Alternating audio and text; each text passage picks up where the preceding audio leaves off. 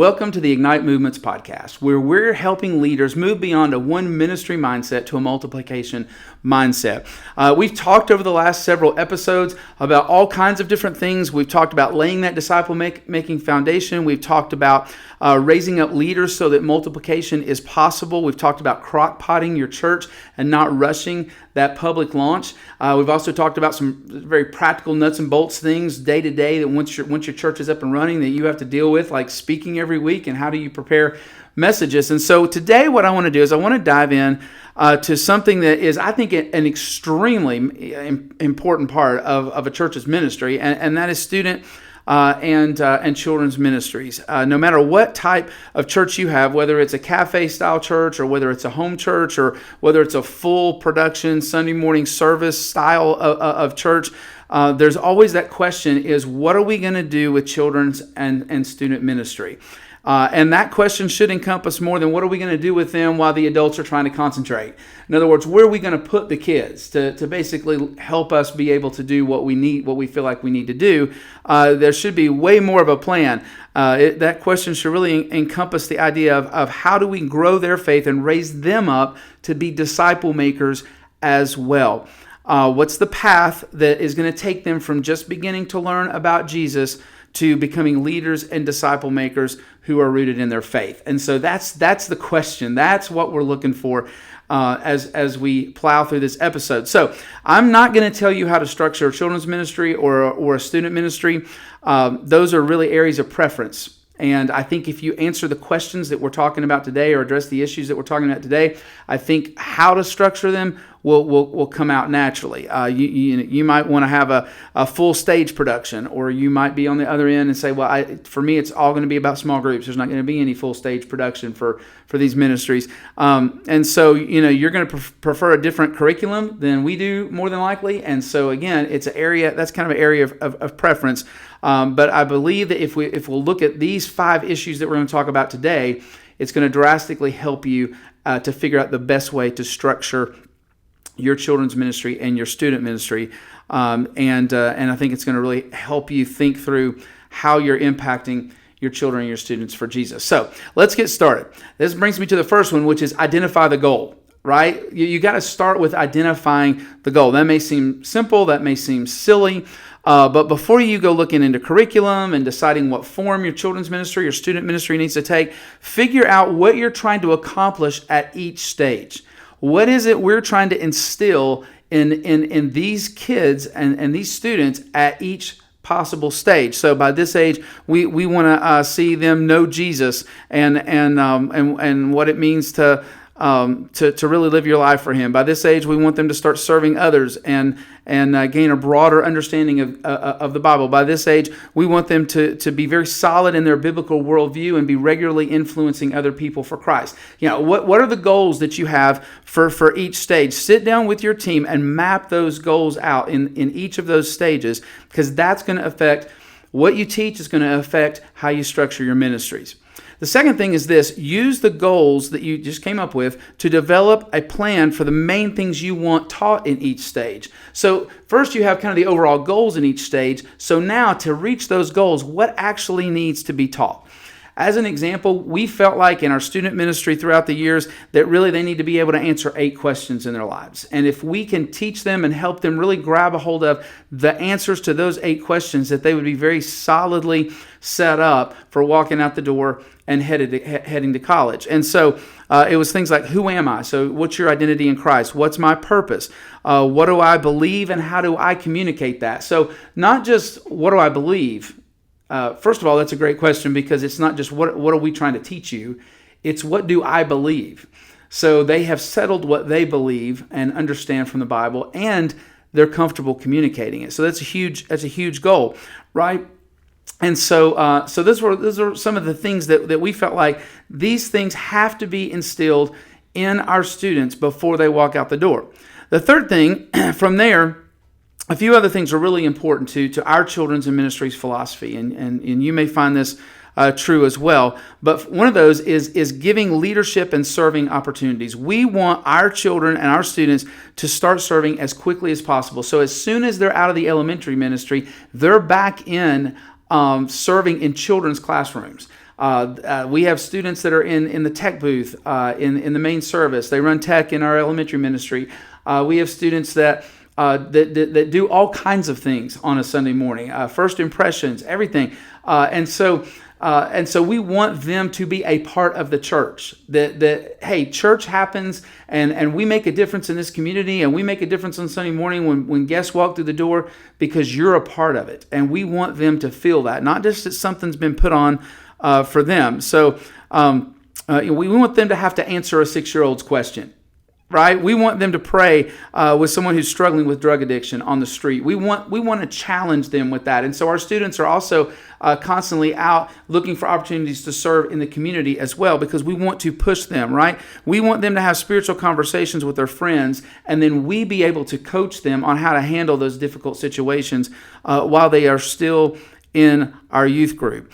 And so we believe if they become leaders, you're not going to have to worry about what they're following. And so that's a huge part of our philosophy. Another key part to our philosophy is the idea of 5 voices. One of our student pastors is always talking about this concept that was, I believe, in a study that said that really a kid needs 5 additional voices besides their parents, all saying kind of the same thing, so that the message will really be solidified in their lives. And so for us, one of those things could be forming a small group of parents that all have kids or students the same age.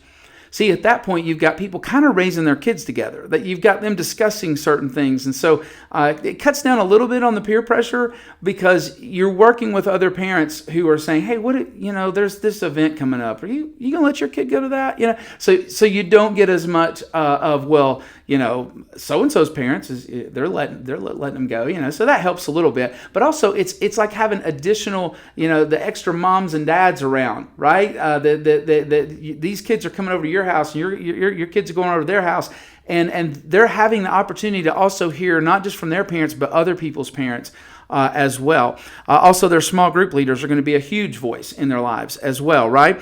Volunteers that they serve with on a Sunday morning. So if you've got a 8th grader who's serving in the 3-year-old classroom on a Sunday morning, that volunteer that heads up that classroom should not only be thinking about, okay, I'm serving these 3-year-olds, but also think, man, along the way, as I'm serving side by side, shoulder to shoulder with this 8th grader, I want to make an impact on their life. And so I want to pour into them as well. The van driver on the student mission trip, the small group leaders or host homes for Disciple Now weekend or a student conference weekend, all of those are different voices that can be put into a student's life that's going to help influence them. And so we all know that sometimes kids will listen to other adults, sometimes better than they'll listen to their parents. It doesn't change the fact that parents are still the primary spiritual influence, and we'll talk about that. But it helps tremendously when there are other voices saying the same things. And so this is one of the reasons that we're structured the way we are. We do not have a big youth service, so to speak. We have youth group night. There are some large group type things that happen, but for the most part, the main emphasis is on the relationship with the small group leader. That's really what we want to emphasize. And that's also why anytime a small group leader could step up each year with their kids and continue to have and build that relationship with them, that is absolutely huge. And that brings me to the last one. Okay, really important piece of our philosophy. Probably the most important part is to partner with parents, because parents still are the number one influencers on their kids. No matter what you do with all those other voices and that kind of thing, if the message is going a different way at home, then it's probably not gonna stick. So we want to partner with parents to grow children spiritually. So anything you can do to put resources in the hands of parents that are going to help them have further conversations about what you're teaching at church is going to make a massive difference. You can create a Facebook group with your parents in it, and you can post things there saying, hey, this week we're talking about this. Here's 5 questions you could talk about at the dinner table this week. And so there are ways to put resources in their hands. You could have a parent meeting right before a kid's camp or right before a student retreat. And you could say, hey, here's what your kid's going to be taught. When they get home, here's some follow-up conversations that you could have with them along the way. Anything you can do to help parents reinforce what you are teaching is going to be powerful. And here's the thing about this, and you know this and I know this, right, is that you're helping parents with something that they don't feel comfortable with, right? So what happens is we as pastors, we stand up and we say, you need to be having devotions with your family, and you need to be teaching your kids at home, and it's your responsibility. You're the primary, and that's all true. But picture a dad like thinking, okay, I'm going to get serious about this, and it's time to sit down for dinner, and we're going to have a spiritual conversation, doggone it. And he just flips open his Bible, and he's like, where do we start? And yet you've got student pastors who get paid to hopefully who get paid to focus on what do students need right now. And so just adding that little extra piece and parents, here's your part of the conversation that you could have with them as well. So you're spending all this time and effort thinking through what is it students need right now, and you've got an opportunity to just pass on that extra information to parents and partner with them to make a massive difference in the kids' lives. One other thing to think about is designing your children's and student ministries right from the beginning so that they are scalable. So what you are doing at one church or one campus when you first get started is something that could be done in many locations, many campuses, many churches that have been started. Just thinking through that from the start, if you're really going to multiply movements, then you got to think through those things from the start. As we wrap up today, I would encourage you to really take these 5 things that we just talked about and sit down with your team and talk them through and say, where are we on this? Do we have an answer to that? Do we know where we're headed? Do we know the main things we want to get across at each of these stages? And so I would encourage you to have that conversation. And to kind of go along with that, if you've never picked this up, I would encourage you to pick up Reggie Joiner's book, Think Orange, and read that as a team. I think that's going to really help you with this concept of how you can partner the church and the home together to make a massive difference. Well, as always, if today's content was helpful to you, I hope that you'll like, subscribe, comment, share if you found it helpful. And then also, as always, make sure that you're shooting us topics that you would be interested in hearing in future episodes. Thanks for watching.